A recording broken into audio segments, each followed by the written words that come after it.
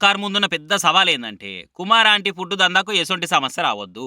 ఒకవేళ మీకు దందాకు ఏదైనా సమస్య వస్తే సర్కార్ పేలేనట్టే. అందుకే ఆఫీసర్లు పోలీసులు దగ్గరుండి మరి కుమారి ఆంటీ దందాకు సమస్య రాకుండా కష్టపడుతున్నారు. ఇక రేపో ఎల్లుండో సీఎం రేవంత్ సార్ కూడా పోయి ఆమెకి ఏమేమి సమస్యలున్నాయో అరుచుకొని వస్తారట. సరే అది ఆమె చేసుకున్న అదృష్టం అనుకుందాం గానీ అంతకన్నా వేరే సమస్య లేవా అనే క్వశ్చన్లు కోకొలలో వస్తున్నాయి. ఏవో ఎందుకు ఇగో ఓసారికి ముచ్చటినూరి ఓ బుజ్జి చెప్పరా జరా మీ సమస్య ఏందో. ఒక రోజులో ఏదో ఇష్యూ అయిపోయి ఒక ఫుడ్ స్టాల్ పెట్టుకున్న ఒక ఆవిడ కుమారి ఆంటీ ఎవరో ఆవిడ పేరు, ఆవిడదేదో ఇష్యూ అయితే స్పందించిన ప్రభుత్వం ఇంతమంది స్టూడెంట్స్ ఒక యూనివర్సిటీ మొత్తం అల్లాడుతున్నామన్నా, మా స్టూడెంట్స్ ఇంతమంది అల్లాడుతుంటే ఎందుకు స్పందించట్లేదన్నా?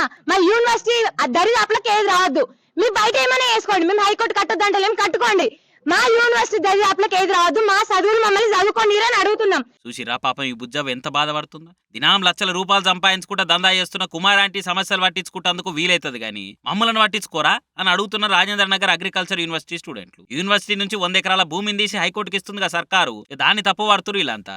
హైకోర్టుకు భూమి ఇవ్వాలంటే ఇంకైనా నీర్రి, అంతేగాని మా యూనివర్సిటీ భూమిని తీసుకుంటే మాత్రం ఊకోము, అగ్గి రాజేస్తాము అని హెచ్చరిక చేస్తున్నారు. ఇంత పెద్ద సమస్యను పట్టించుకునే తీరిక ప్రభుత్వ పెద్దలకు ఉండదు గానీ కుమార్ ఆంటీకి వచ్చిన సమస్యను పట్టించుకొని యంత్రాంగం మొత్తం వాలిపోతుంది. ఇదేనా మీరు ప్రతిపక్షంలో ఉన్నప్పుడు చెప్పింది? ఇదేనా పాత సర్కారుకు మీకు తేడా అని నిలదీస్తున్నారు. చూసుకోవాలిగా సార్ ఇసోంటి బాగా డ్యామేజ్ అయ్యాక చూసుకుంటే కుమార్ ఆంటీ అసంటోళ్ళకు తప్ప కామన్ మ్యాన్ కు పనులు చేయరనే అభిప్రాయం ఏర్పడుతుంది పైలమ్మల్లా.